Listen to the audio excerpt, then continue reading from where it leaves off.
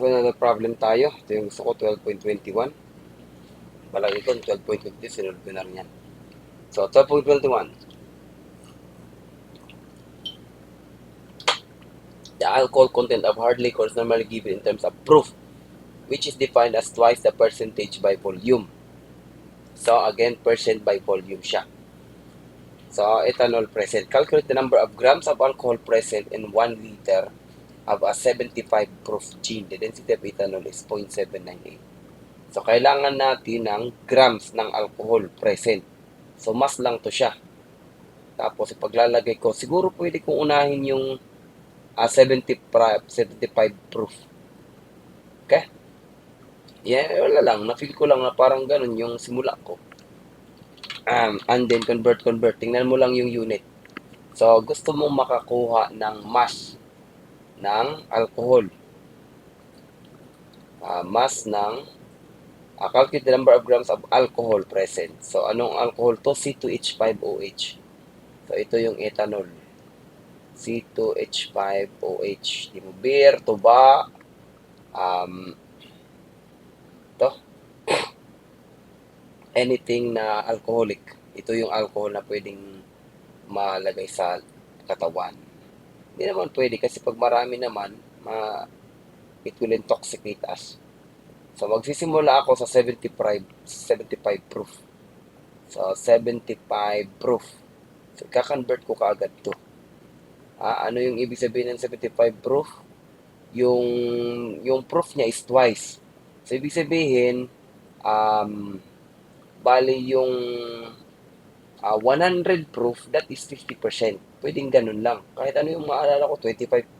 So, it's just a ratio proportional. So, ibig sabihin yung 50 proof or sabihin natin 100 proof, 100 proof is double to siya eh. So, meron lang yan 50 percent.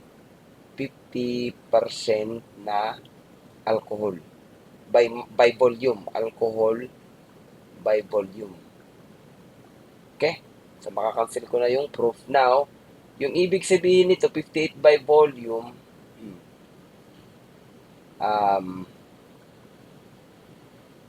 pwede ko siyang mass over mass. Pwede kong hiwalayin to.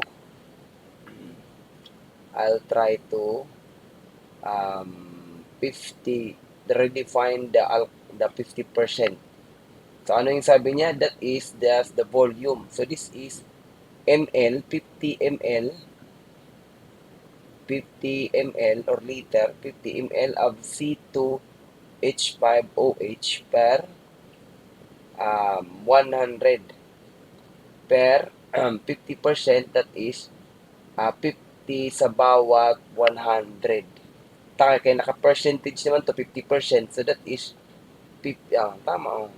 That is 50 sa 100 ml na C2H5, ml na solution. 100 ml solution. Yan. So, that is 0.5. Kasi yung 50% magiging 0.5 yun in terms of ml. Diba? So, may problem ako dito ng ml ng solution. Pwede kong next na ilagay yung calculate number of alcohol present in 1 liter of gin. So, itong solution, yun yung gin. So, pwede akong maglagay ng 1 liter. I-multiply ko lang siya, 1 liter of solution. Tapos mag-convert ako ng probably 1,000 ml is 1 liter. So, solution to siya. Okay, cancel. Ito, wala to sa formula. Tinimes ko lang kasi para matanggal ko tong volume sa baba. Tapos, ito, conversion factor. Okay, conversion factor. Ito, kung hindi conversion factor, minultiply ko lang para matanggal yung sa baba. Yun yung mga process ko. So, meron na ako ditong ml ng C2H5OH. Next niyan, pwede ko ng density of ethanol. Ito yung sa C2H5. Meaning, makakonvert niya yung ml ng alcohol to grams. Yun na. Okay? So, pwede ko i-convert yung alcohol na ml, ito ml of C2H5 sa density. So, nasa baba yung ml, so diretso lang. Okay? So, kasi nasa gram per ml, nasa baba yung ml. 0.798 grams. So, diretso lang. 0.798 grams ng C2H5OH sa bawat 1 ml ng C2H5OH. So, makakancel to siya. So, makikita mo, yung unit na natin is grams na ng C2H5. Ayun na. Kasi yung hinahanap lang naman natin is mass ng C2H5OH. So, gather lahat sa taas. Meron akong 75 times 50 times 100. Tapos, meron akong 0.798.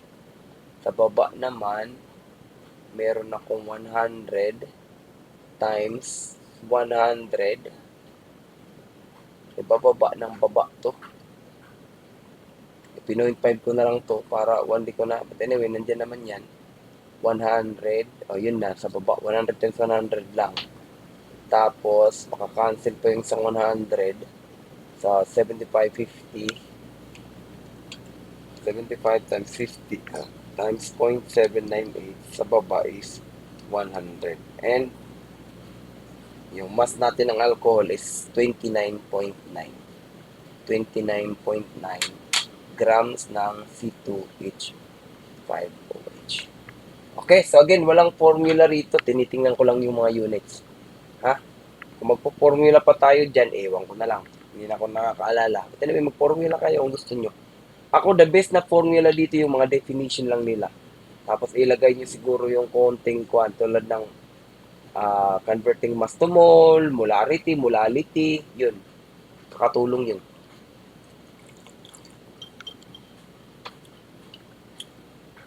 Para lang sa mga definition nila. Anyway, kung gagamitin natin sila, tingnan nyo lang yung mga units. Yun yung the best. Kasi mula ng student ako hanggang ngayon, ganun na ako mag-solve. So, ibig sabihin, sanay na ako mag-solve, mabilis pag ganun lang yung isip natin. Punta ako ng... sige, cut muna natin para masyadong mahaba.